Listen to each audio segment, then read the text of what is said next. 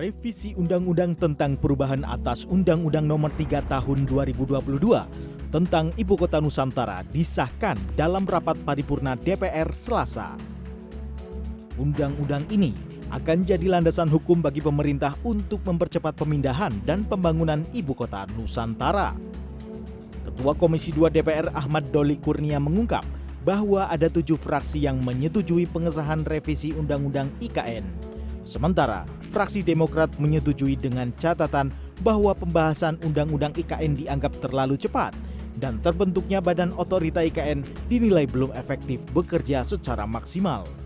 Sedangkan fraksi PKS menjadi satu-satunya partai yang menolak revisi Undang-Undang IKN untuk disahkan menjadi undang-undang. Menteri PPN dan Kepala Bappenas Suharso Mono Arfa menjelaskan substansi revisi Undang-Undang IKN yang mencangkup 8 poin utama.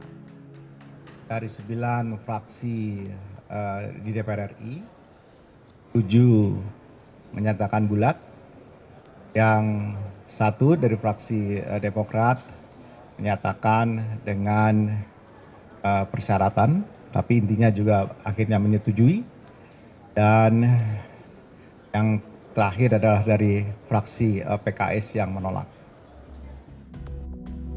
Di lokasi yang berbeda, Presiden Joko Widodo menjelaskan bahwa pemerintah telah menyiapkan insentif bagi ASN yang bersedia pindah ke Ibu Kota Negara Nusantara. Hal itu disampaikan Presiden dalam Rakernas Korpri di Jakarta Utara pada Selasa. Presiden menjelaskan perlunya pemindahan ibu kota karena kondisi Pulau Jawa yang sudah padat, sehingga ASN menjadi pelopor untuk pindah ke IKN, di mana insentif telah disiapkan.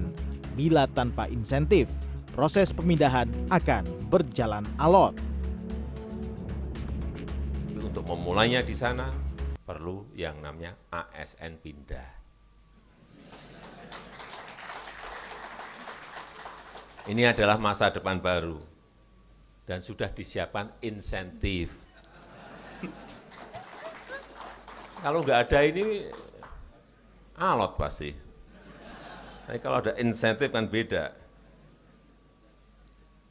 Rumah dinas juga ada rumah tapak maupun rumah apartemen. Biaya pindah juga diberikan suami istri plus anak. Ada tunjangan kemahalan dan fasilitas-fasilitas lainnya.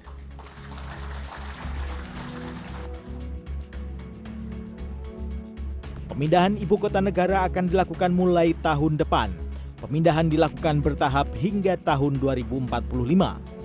IKN baru akan menjadi ibu kota negara setelah Jokowi menerbitkan peraturan presiden pemindahan ibu kota negara. Tim Liputan CNN Indonesia.